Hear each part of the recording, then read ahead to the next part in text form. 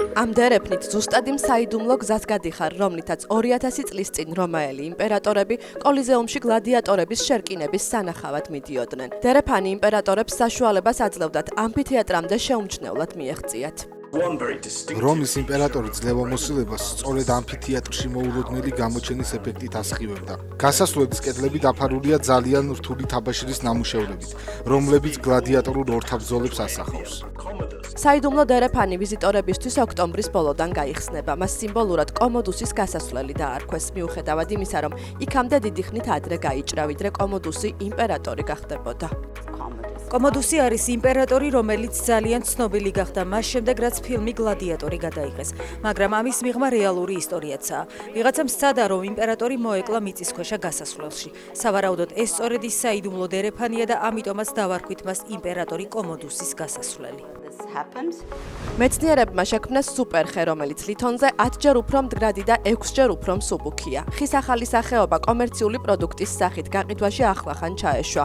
მას ამერიკული კომპანია Invent Food-ი აწარმოებს. გამოგონების ავტორმა ლიანგ ბინგჰუმ პირველად 2017 წელს გაამაგრა ჩვეულებრივი ხე ქიმიური დამუშავებით, რომის უკეთეს სამშენებლო მასალად გადაექცია. ამგვარი მასალით აშენებული ნაგებობები მიწისძვრის მიმართ ბევრად უფრო მდგრადი იქნება.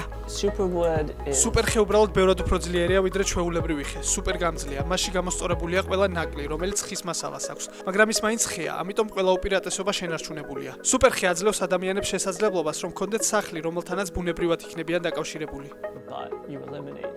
ჩილეს ატაკამას უდაბნო, რომელიც მსოფლიოში ერთ-ერთი ყველაზე მშრალი ადგილია, ფერადი ყვავილების მინდვრად გადაიქცა. ყველაფერი წვიმის ბრალია. 2025 წელი ატაკამაში ბოლო პერიოდში ერთ-ერთი ყველაზე უხვნალექიანი აღმოჩნდა.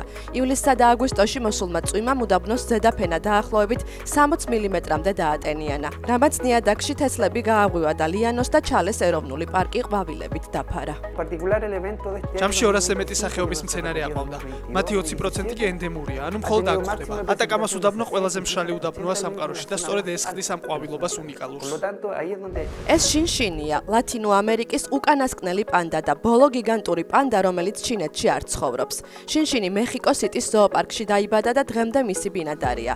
პანდა წელს 35 წლის გახდა და მისი დაბადების დღე მექსიკელებმა საგანგებო წვეულებით აღნიშნეს. ის ახლა უკვე ხანდაზმულად ითვლება, რადგან ამ ტიპის პანდები ჩვეულებრივ 15 წელზე მეტს ვერ ცოცხლობენ. შინშინმა უკვე მიაღწია 35 წელს, მისი დეიდაც ამას აკამდე მივიდა.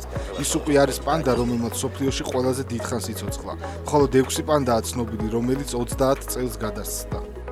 გადაშენების პირას მყოფი პანდების კონსერვაცია მეხიკოს ზოოპარკმა 1975 წელს დაიწყო.